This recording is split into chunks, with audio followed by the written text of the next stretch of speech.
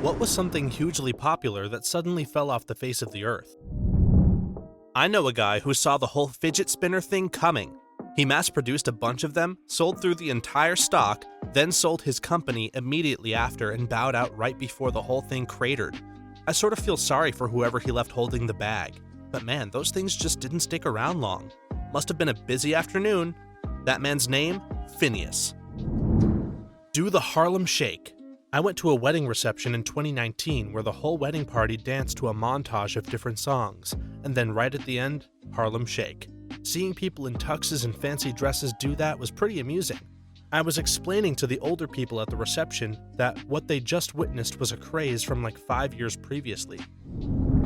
That mustache thing? Like the early 2010s where every girl had mustaches on everything, mustache bags, pencil cases, clothes, etc. Remember when Lyft first started and people identified themselves as Lyft drivers by having a giant fuzzy pink mustache on their front bumper? And you'd have just pinpointed the moment when mustaches became lame. 3D TVs. I am not sure if I would call them hugely popular, but at CES one year, they were super popular, and by the following year, there was barely one in sight. There was almost no content produced, and they were insanely expensive. I actually had a 3D-ready TV, but the glasses themselves cost something like $150 a piece. I said screw that. There are two 3D TV technologies, alternating frame and polarization based. The former required active shutter glasses, which would show each eye every other frame. The other would effectively cut the vertical resolution in half, but the glasses were dirt cheap. I had the latter, and at 1080p down to 540p effectively, the polarization method was quite noticeable as far as the effect on resolution. I watched Tron Legacy and tried playing Assassin's Creed Revelations in 3D. Haven't tried with the 4K TV yet, which came with glasses. Should give it a shot out of curiosity. Probably Game of Thrones. I don't even see many memes about the ending being bad anymore. No one talks about it. Good answer. I was all ready to slap down $100 to $150 for the full series on Blu-ray and was waiting for it to finish before I bought any seasons. And so glad I did, because now I wouldn't even pay $50. Those sour Altoids. Damn, those were good. Lofty Pursuits, a YouTube channel and candy maker in Florida, has brought them back recently. Coney 2012. I got in trouble when they made us watch that in school. I said that people would forget about it in 6 months. I just didn't expect it to go away in that manner. I really wonder why it was shown to everyone in school, from elementary to high school, at the same time. Raising awareness, sure, but what exactly did they expect a bunch of American middle schoolers to do about African militia? The whole Joe Exotic thing didn't last very long, although there are periodic updates. Among other things, the property was sold and could not be used as a zoo for at least 100 years, and one of the zookeepers who did appear on the show died from an overdose. I honestly feel like that was peak pandemic TV. Dad, what was the COVID pandemic like? Well, son, lots of drink, Xbox, you were born, and the world distracted itself by learning about a guy named Joe. He owned a lot of tigers. Are those fidget spinners still around? I used one in the hospital after some trauma and it was great. I didn't have the mental energy for Netflix, reading, or audiobooks. I loved my fidget spinner and wiggling my toes in brightly colored socks. Fidget spinners, great hospital gifts. Furbies. Not that I mind. Those things were creepy. Mine turned on by itself. I threw it out the window. Mine did too, and started talking in my closet. Scariest crap for a grade schooler to hear. Pokemon Go. Sure, it still exists, but there was one summer that it united the world. I still get on it from time to time. Summer 16 was such a crazy time. I wish that feeling would have lasted forever. I spent hours walking around a Revolutionary War site with about 100 other people every night for a month straight when it was new. Silly bands, anybody? They come in cycles. All 3 of my kids got into them at different times. They come back whenever schools forget they need to ban them to prevent social castes from forming. Those commercials that try and sell you wallpaper for your phone. Not the wallpaper, but the ringtones. Some of them would ask like €7 monthly for a crappy cartoon character yelling at you as a ringtone. Never ever knew someone in real life that paid for that. Different colored ketchups. There was one color I would not eat. It made me gag. I think it was the purple one. The purple ketchup tasted different. It smelled different. They claimed it was all the same stuff to make it, just food coloring. But if that's true, that food coloring did something extreme to it that they just denied that it did. I'm not saying it was bad, I'm certainly not saying it was good, but that purple stuff did not taste like ketchup. Susan Powder and her Stop the Insanity videos. She was everywhere on cable TV in the 90s. Now there's a throwback, back when my mom was all into Snackwells and non-fat Entenmann's. Snackwells! That's a blast from the past. Are those still a thing? MySpace. Everyone seemed to piece out of it at the same time. It was good for posting music online, and then they lost all the music with bad migration. I'll never forgive them for the music I lost from my band around 2006 or 2007. Yeah, I missed that about MySpace. It was a social media site that was also sort of like a band camp. There were so many oddball and unique indie artists and bedroom producers you can find on there. Bacon fetish. For like a decade in the early 2000s, people wouldn't shut up about how bacon was the best thing ever. T-shirts, bumper stickers, memes, aprons, etc. That crap was everywhere, and these days bacon is just a normal food again. I worked with a guy whose personality was bacon. That was it. Bacon for breakfast, lunch, and dinner. Bacon alcohol, bacon candy, bacon clothes. And he wasn't trying to be obnoxious or cheesy about it. He just thought he really was badass because he wasn't afraid to eat bacon. He also weighed 300 pounds and crapped his pants once when he got wasted. Slot car racing was huge in the 70s. Now it is nearly extinct. I show my class CNN 10 most days. Today's story was about toy companies worrying about having their toys in stock for Christmas due to the dock worker shortage. For some reason, the segment focused on slot cars. I kept asking what year this was that CNN 10 thought kids would connect with slot car makers. Fall Guys. As soon as Among Us came out, there were Bean memes for 2 weeks. Then everyone just kind of forgot about it. No, Among Us just kind of got fizzled out over like a year. Oppa Gangnam Style. I don't care that people started to hate on it and then it disappeared. It brought a ton of joy to the world, and I will always love it for that. Heelys. They're kinda back in style with some of the older Gen Zs. It's an I walk around with a CD player in 2001 type of aesthetic. It's crazy that CDs are retro now. Like, I'm in my early 20s and I remember CDs. I still have some, except nothing plays them anymore. Am I old? Ponchos. It felt like every girl was wearing them in the 2000s. And then I've never seen one since. When someone asks me, "Do you have a poncho?" I don't say no, instead I say, "Not right now," because I do have a blanket and some scissors. I am never more than 2 minutes away from owning a poncho. Is this a Mitch Hedberg or just a Hedberg sequel? Squid Game. That's about 90% of popular Netflix shows though. The downside to releasing the entirety of a show at once. Dane Cook. Got deployed to Iraq in 2004, and it was pretty hellish. Had an MP3 player, CD, with a few burned discs, and his first album, Harmful If Swallowed. Squad and I must have listened to it like 200 times over a 6-month deployment. For that reason alone, I will always love that dude, and it's a damn shame what his brother-in-law did. Google Glass.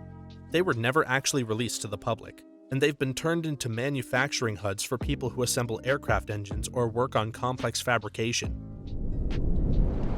Internet chat rooms like AIM. They went full circle with Discord. It feels like the old chat rooms of the 90s and early 2000s, both the good and the bad, but they filter bots a hell of a lot better now. Discord has been a massive revolution for online communication, especially in the gaming scene. Before Discord, every group used something else, be it TeamSpeak, Skype, Steam calls, etc. There was some new program every month it felt like, all pretty much garbage or expensive. Then Discord comes along and it just works. Has a nice interface, is completely free, and already has all the basic features. Now everyone is on Discord. There's no game out there that doesn't have a Discord server.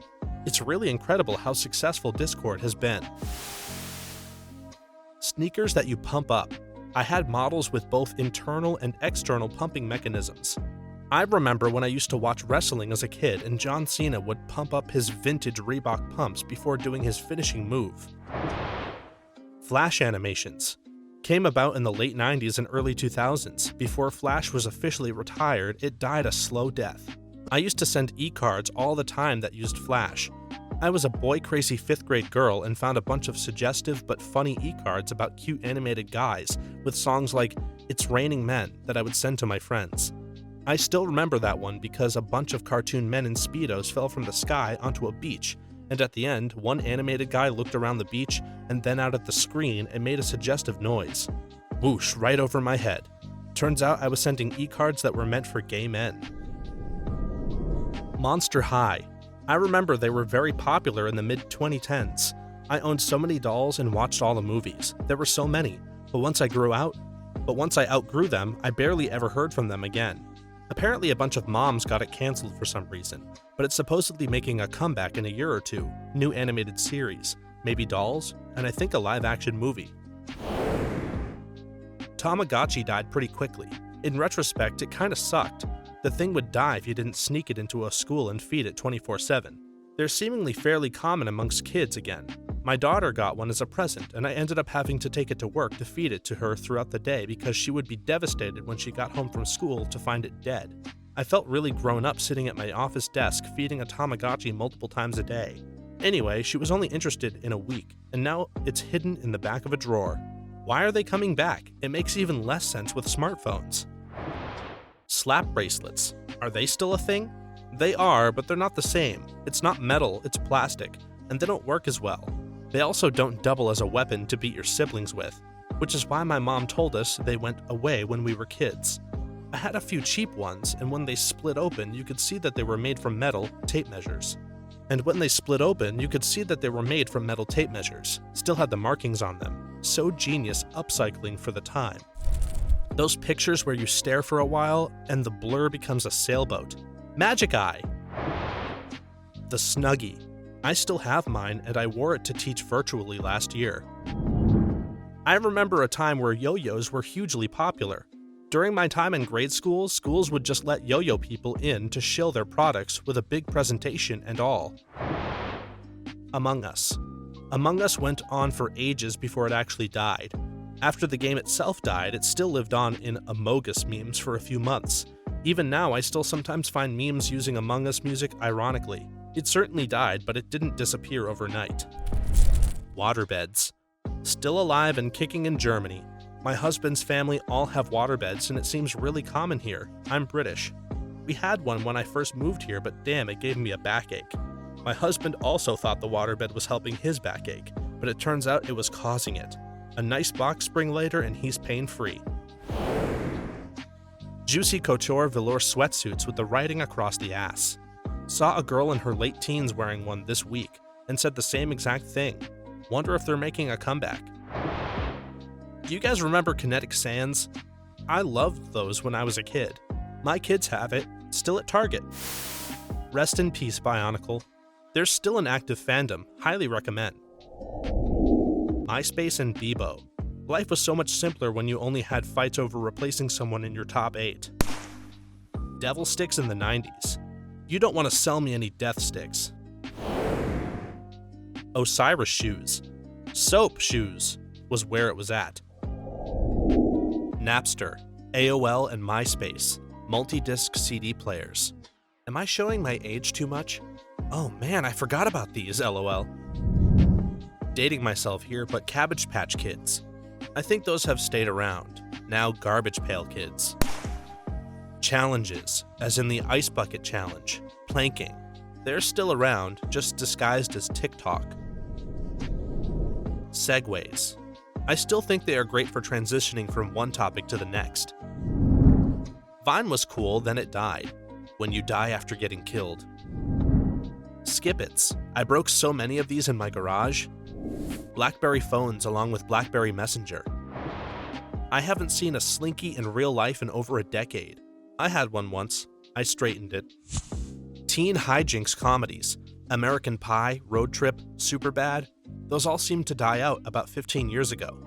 I think part of it is that everyone gets branded as the next Superbad and inevitably falls short. Plus, the whole Apatow Rogan crew kind of shifted popular comedy movies to being centered on 20-something stoners.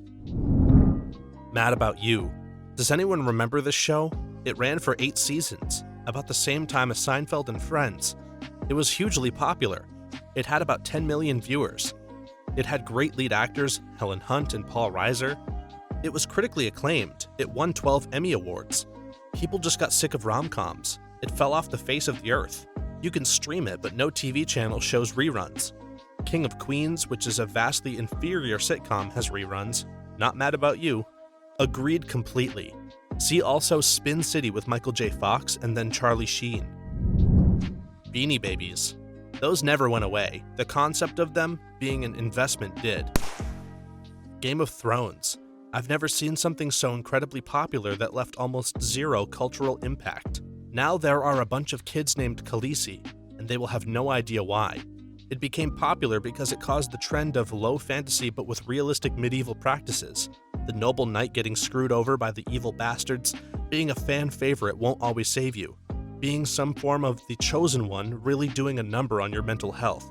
Kind of the opposite effect of samurai media, making out that the samurai were these Bushido code heroes of the people, when in reality they really weren't. Popular might be an odd word to use here, but serial killing. At least based in the US, there are apparently many times fewer serial killers today than some decades ago. The theory is that we basically got bored with them, stopped talking about them, and so there weren't as much in the media to inspire them. More recently, of course, Netflix is chock full of them, so maybe that's about to change. Apparently it had something to do with leaded gasoline. Decoder rings. Be sure to drink your Ovaltine. In the mid-50s, I had my parents send away for a special decoder packet from Ovaltine. It was a plastic film that you put over the TV screen. You got a crayon with it too. During the commercial, lines came on the screen and you traced them with the crayon.